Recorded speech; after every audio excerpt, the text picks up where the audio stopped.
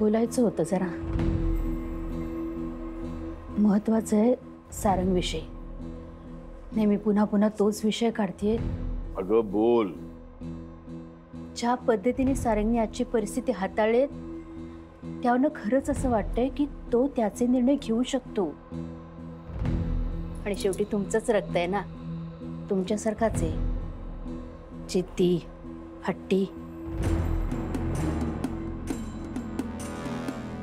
म्हणजे तुमचा आणि त्याचा स्वभाव सारखाच आहे ना, म्हणून म्हटलं। आणि शेवटी तरुण रक्त आहे, तारुण्याचा जोश आहे। आर्याच्या बाबतीत आपण त्याच्याशी बोलायला हवं।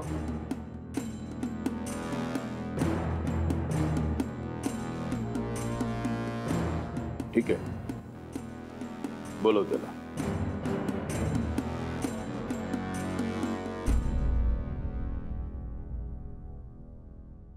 आशा, आशा जी मोठी आई, सारंग कुठे बघ?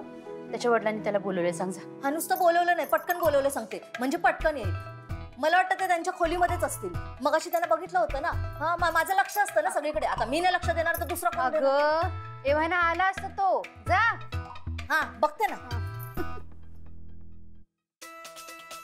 चल लवकर चल, चल चल। नाही बाईसाहेब मला ओरडायचा उगाच।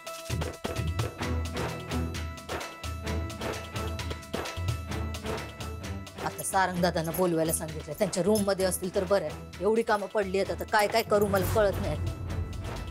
चल ये।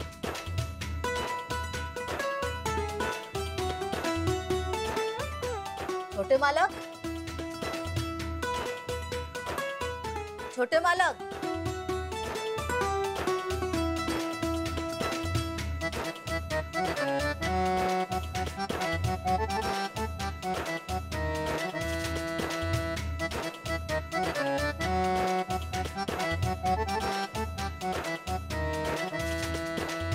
येतेस ना? आले आले।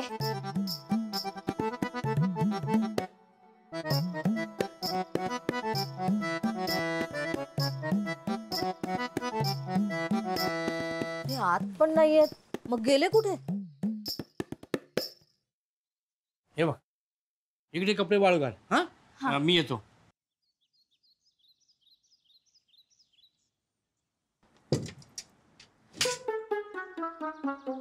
अगं बाई,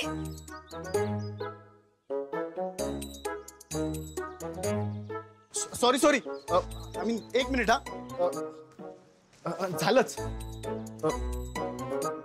झालं, घातला मी कुर्ता। तुम्ही आता डोळे उघडू शकता।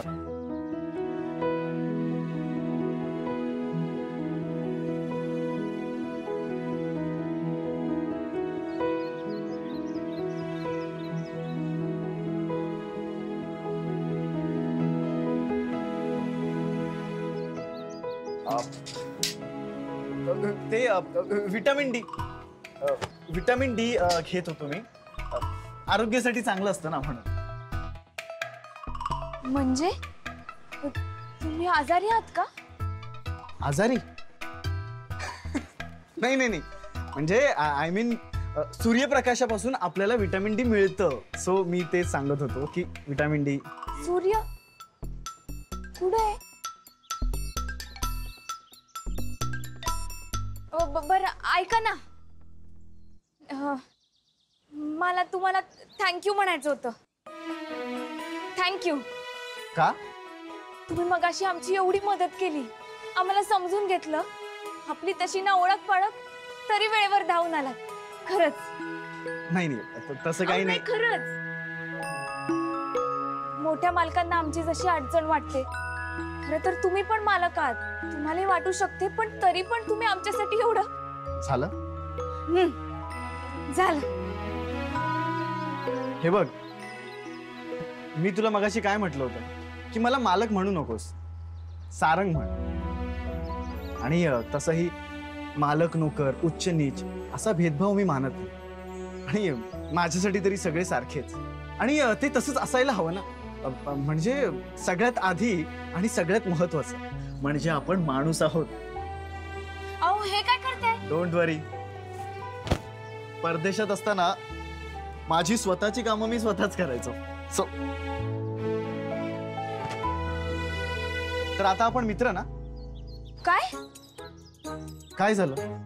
म्हणजे तुला माझ्याशी मैत्री करायला नाही आवडणार का? एक मुलगा आणि मुलगी मित्र कसं काय असू शकतात?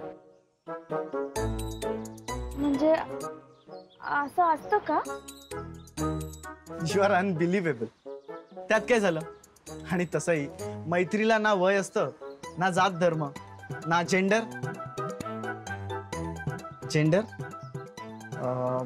आय मीन स्त्री पुरुष. हा आलं लक्षात. पण आपल्यात जरी मैत्री झाली तरी मला सगळ्यांसमोर दाखवता नाही येणार हो. मला नाही जमायचं. No worries. हे बघ, आपली मैत्री फक्त आपल्या दोघांपुरतीच असेल आणि कशाला कुणाला सांगायला हवी. आणि मैत्रीत ना मन मोकळं करता येत. म्हणजे तुला जर काही अडचण असेल तर तू मला सांगू शकतेस आणि मला जर काही प्रॉब्लेम आला तर मी तुला सांगेन. शिवाय आनंद पण वाटून घेऊ शकतो. राईट. आणि आनंद वाटला की वाढतो आणि दुःख वाटलं की कमी होतं. एक्झॅक्टली. तुम्हा मोठ्या लोकांच्या अडचणी, तुमचा आनंद आमच्यापेक्षा लय वेगळा आहे. एवढा मोठा फरक कसं वाटतं येईल? मग तर आपली मैत्री झालीच पाहिजे. म्हणजे कसं आहे, मला तुझं जगणं समजून घेता येईल आणि तुला माझं. आणि मग तूच म्हणशील काय बरं झालं मैत्री गेली.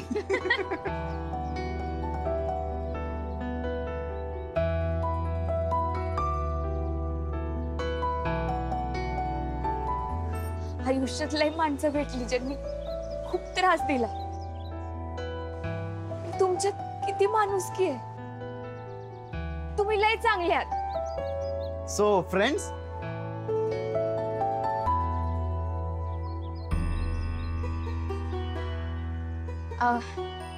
नाही हात बीत नको. म्हणजे मी फ्रेंड आहे पण. काय चाललं तुझं इथे?